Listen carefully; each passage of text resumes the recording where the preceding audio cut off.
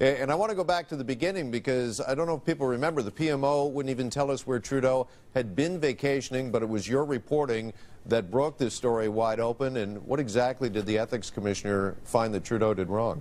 Well, essentially that he accepted, as the Prime Minister of Canada, he accepted some gifts from an individual, in this case the AGA KHAN, who was the chairman of a foundation, the AGA KHAN Foundation, which routinely asks the federal government for foreign aid dollars, competes with other foreign aid organizations, the Oxfams of the world, World Visions, etc., for foreign aid dollars. And so the Conflict of Interest and Ethics Commissioner said, under our Conflict of Interest law, you violated the law 3 times.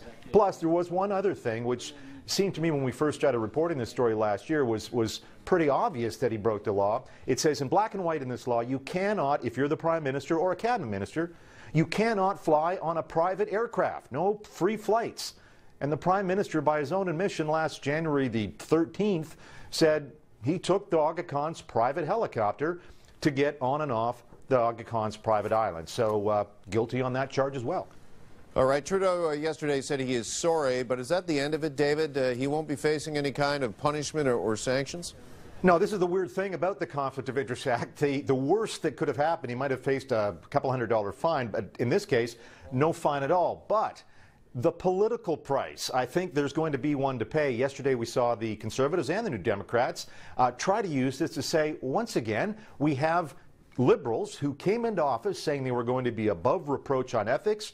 Well, this Prime Minister is the first in our history to have broken any federal statute, and the one he broke was an ethics law. Again, the gang that was going to be above reproach. So the Trudeau case is closed, but the ethics book, if you will, still wide open for the Liberals. Remember, Finance Minister Bill Morneau has already been fined by the Conflict of Interest Commissioner for breaking the Conflict of Interest Act and is still under investigation for potential violations of other areas of this. The Prime Minister, the Finance Minister, definitely this is going to keep going right through into the new year. All right, finally, David, we're getting reports this morning that say the group Democracy Watch is set to file a complaint against the AGA KHAN and the AGA KHAN Foundation. They want a lobbying probe. What do you make of that? And do you, I guess, expect this story obviously has got legs and will continue into 2018?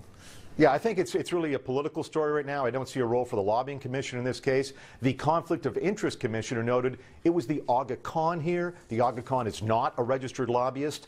The AGA KHAN Foundation is, but there's no suggestion that the foundation itself was involved here. Don't forget, for the vacation in hand, as we learned yesterday, it was Sophie Gregoire Trudeau, the Prime Minister's wife. She's the one who phoned up the AGA KHAN's family and said, hey, can we bring the whole family down to the island for Christmas?